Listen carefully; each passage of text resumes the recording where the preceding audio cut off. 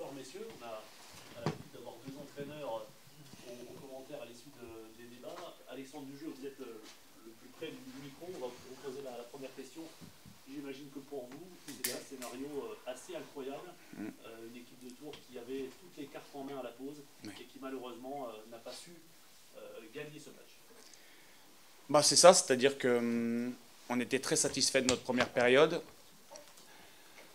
On mène à 0, on a la supériorité numérique, donc voilà, un très bon scénario pour nous. Donc à la mi-temps, évidemment qu'on met en garde les joueurs pour faire une bonne entame de seconde mi-temps, pour être le plus sérieux possible, pour avoir l'objectif de ne pas prendre de but. Et puis on en prend deux, coup sur coup. Premier sur une frappe contrée, mais bon, c'est pas la première fois cette année, c'est sûr que ça rigole pas forcément tous les jours pour nous. Donc un premier but sur une frappe contrée et puis un deuxième sur contre. Après, on a de nouveau essayé de revenir au score, mais on n'a pas réussi. C'est un excès de confiance qui vous a fait... Non, pas du tout, parce qu'on avait demandé, nous, justement, un maximum d'humilité pour entamer cette deuxième mi-temps. Voilà, on voulait continuer à faire ce qu'on avait fait en première, mais on a eu un trou de 10 minutes qui nous a coûté le match. Cette expulsion, elle a aussi beaucoup pesé, elle aurait dû peser finalement dans les débats, ça n'a pas été le cas. On a eu presque l'impression que c'était Tours qui était à 10 en seconde mi-temps. Je sais pas, toujours est-il que sur les buts, alors le premier, c'est sûr que la frappe contrée, on n'est pas vénard, mais la seconde, bon, il y a quand même... On doit intervenir plus vite. On doit intervenir plus vite, on se fait contrer. Puis après, sur le centre, je pense qu'on doit intervenir. Bon, voilà, c'est comme ça. Comme vous le disiez, on avait bien entamé ce match-là. On était satisfait de ce qu'on avait fait en première mi-temps, et en deuxième mi-temps, on n'a pas été à la hauteur. Vous avez été surpris par la réaction des Sochaliens au retour des vestiaires? Vous les avez sentis beaucoup plus agressifs, beaucoup plus concernés? Bah, il y a eu une bonne réaction de leur part. Ça, bon, il y a un adversaire, ça, c'est pas le souci. Nous, après, on n'aurait pas dû prendre de but, quoi. C'est pas... On avait fait ce qu'il fallait dans la situation qui est la nôtre. On n'a pas le droit de prendre de but comme ça. Est-ce que le plus inquiétant, c'est pas justement ce deuxième but? Parce que c'est là qu'on attend une remobilisation, on attend une reprise de confiance et d'attention. Est-ce que le plus inquiétant, il n'est pas là? Je ne sais pas ce qui est le plus inquiétant. Toujours est-il qu'on avait le match en main et on n'a pas su garder la main. Voilà, ça c'est très pénible pour nous. Quel va être le discours là, par rapport aux joueurs? Il faut se relever de ce genre de défaite, c'est pas évident parce que vous se voyez peut-être pas vainqueur, mais je pense qu'au niveau de la confiance, à la mi-temps, c'était quand même intéressant. Bah ouais, on est passé par tous les états une fois de plus. On était très contents à la mi-temps, très contents de ce qu'on avait vu, ce qu'on avait produit. Et puis on n'est pas du tout satisfait de la deuxième mi-temps. Donc c'est vrai que on a l'impression de gâcher quand même pas mal de choses cette saison. Encore un match où on avait fait ce qu'il fallait et on n'a pas su garder le score. Donc c'est vraiment une fois de plus très rageant. Tu l'expliques par le manque d'expérience, Bah, peut-être un peu. Il y a encore une défaite au bout. Et comment on se relève et surtout, est-ce qu'on s'en relève? Ça, c'est... De toute façon, on n'a pas le choix, il faut continuer. Hein. Il reste 11 matchs maintenant, ouais, il en restait 12. Et on avait dit avant ce match de Sochaux qu'on voulait jouer notre va-tout, comme on avait pu le faire à Dijon, par exemple. Et c'est ce qu'on a fait en première mi-temps, c'était bien.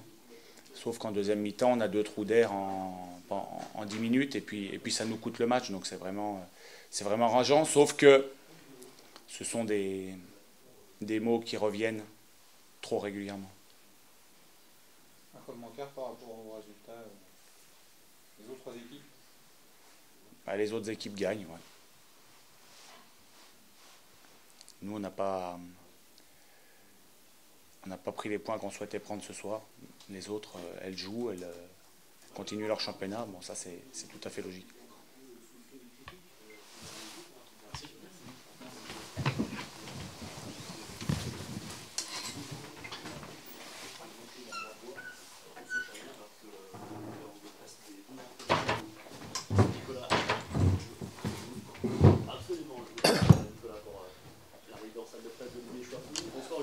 Bonsoir.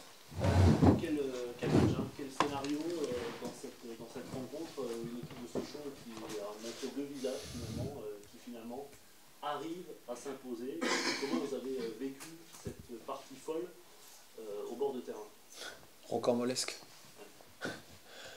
On est passé un petit peu par toutes les émotions. 20 premières minutes ratées, on n'est pas rentré dans le match. On s'est mis tout seul dedans, on prend un but venu d'ailleurs et une expulsion au bout de 20 minutes. Comment débuter au plus mal, c'est ce qu'on a fait. Après, avoir cet handicap-là face à une équipe bien regroupée, bien en place, c'est vrai que ça n'a pas été simple. Mais finalement, il a fallu à la mi-temps mettre un gros coup de gueule pour faire réagir et surtout avoir un peu de fierté et d'orgueil, même à 10 contre 11, être capable de faire les efforts, être capable d'aller se projeter vite, et c'est ce qui s'est passé en début de deuxième mi-temps. Qu'est-ce que vous leur avez dit justement à la mi-temps à vos joueurs? Écoutez, il n'y a pas besoin d'utiliser beaucoup de mots, je ne vais pas vous les dire, mais je peux vous assurer qu'à un moment donné, il faut savoir se mettre sous les responsabilités et se dire que si on a envie de jouer quelque chose dans ce championnat, de s'accrocher, d'être dans le bon wagon, ben, on ne pouvait pas plus mal le faire.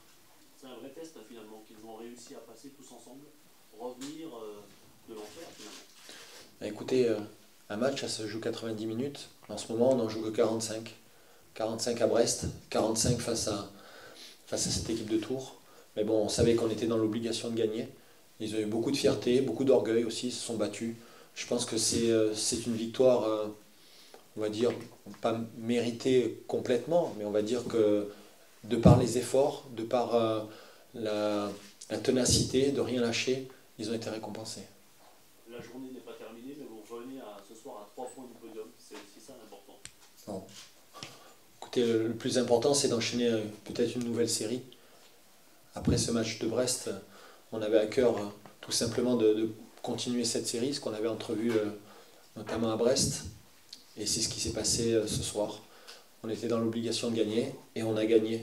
Donc c'est ce qu'il y a de plus difficile dans le football, être capable de gagner les matchs. Et même à 10 contre 11, ben, l'équipe a su montrer beaucoup de caractère. Notre public aussi nous a poussés dans les moments difficiles. Et on a quand même joué 76 minutes à 10. Et malgré ça, en étant mené à 0, on peut dire qu'ils ont réalisé une belle performance. Vous en avez fait allusion, l'expulsion de Lionel Zouma très vite dans le jeu, la 22e minute de jeu, c'est quelque chose que vous avez eu du mal à digérer? C'est une décision d'arbitre, hein. Qu'est-ce que vous voulez que je vous dise?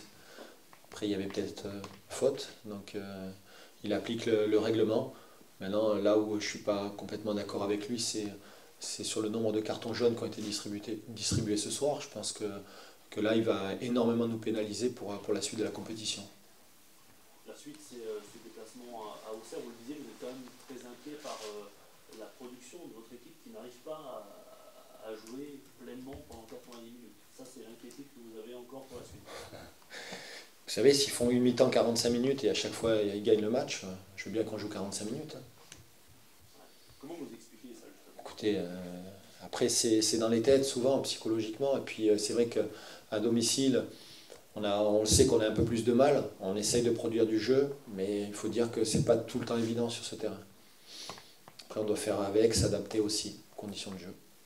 2 matchs sans défaite, c'est le début d'une nouvelle série qui pourrait emmener Sochaux très loin. Écoutez, on fait match par match, on ne va pas regarder trop loin, on sait qu'il en reste 11, et les 2 prochains, que ce soit Auxerre qui sera un concurrent direct, et ensuite Châteauroux derrière, on sait qu'il va falloir enchaîner les points si on veut espérer quelque chose dans ce championnat. Les joueurs le disent clairement, on l'a entendu hier avec Marco et Maritra, ils jouent la montée, ils veulent la montée, ils veulent tout faire pour ça.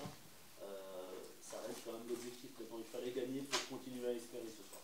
Ouais, mais jouer la montée en faisant ces 20 premières minutes, ça passe pas. C'est le discours que vous allez...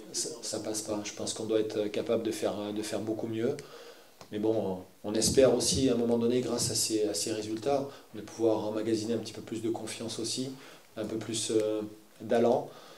Automatiquement, quand on fait des résultats, ça permet à tout un groupe de tenter des choses que quand il y en a un petit peu moins, c'est plus compliqué. C'est plus facile à dire après coup, mais est-ce que le scénario, justement, et le fait que vous ayez retourné le match, ça ne va pas aussi nourrir la psychologie de ce groupe et la confiance de ce groupe, finalement? Parce que vous avez finit par le gagner. Ça me rappelle un petit peu un passage, notamment après Nancy, puisqu'on recevait Nîmes et qu'on avait fini aussi à 10 et qu'on avait gagné le match. Donc il y a quand même un air de ressemblance avec ce qui s'est passé là sur les 2 derniers matchs. Maintenant, il faut continuer à enchaîner, surtout pas s'arrêter là. Et puis à partir du moment où vous êtes capable à 10 contre 11 de faire ce qu'ils ont réalisé, à 11 contre 11 devrait beaucoup plus s'imposer et avoir plus de maîtrise. Votre équipe a aussi appris de ses erreurs quelque part parce qu'on sent qu'elle gère mieux maintenant les fins de match. Pourquoi? Parce qu'on n'a pas encaissé de but dans les arrêts de jeu. Écoutez, ça fait partie de l'apprentissage, de la reconstruction aussi de cette équipe. On ne peut pas tout avoir du jour au lendemain. Mais bon, il y a des étapes on va dire des étapes à chaque fois à franchir. Et ce soir, je trouve que psychologiquement, on en a franchi une belle. Et sur les gâteaux, vos rivaux ont tous cassé des points ce soir. Donc ça, c'est toujours agréable à entendre dans le vestiaire quand on rentre, même si vous êtes concerné par votre équipe. C'est toujours agréable de voir que tout le monde a lâché des points ce soir. Écoutez, c'est vrai qu'on essaie de ne pas trop tenir compte de ce qui se passe autour et d'abord de penser à nous, à nos résultats et à nos performances. Mais c'est vrai que voilà, chaque équipe a des moments difficiles, chaque équipe vit des moments de doute. J'espère que nous, c'est derrière et que maintenant, on pense à la suite, à l'avenir et à ces 11 derniers matchs avec une seule envie, faire le meilleur championnat possible cette fin de saison, qu'elle puisse nous donner aucun regret surtout. Un petit mot sur le choix, c'est pas la première fois cette saison, de se passer d'un deuxième gardien. C'est quoi la réflexion du staff dans les cas-là? Parce qu'il y a un petit risque, même si ça se produit rarement qu'un gardien se blesse ou se fasse expulser, mais c'est quoi la réflexion? La réflexion, c'est surtout de se donner un peu plus de profondeur de banc sur les postes. Ouais, bien sûr, il y a un risque. Bon, on aimerait aussi avoir la possibilité de faire un groupe de 18 et non pas de 16. Ça permettrait d'avoir un banc un peu plus fourni.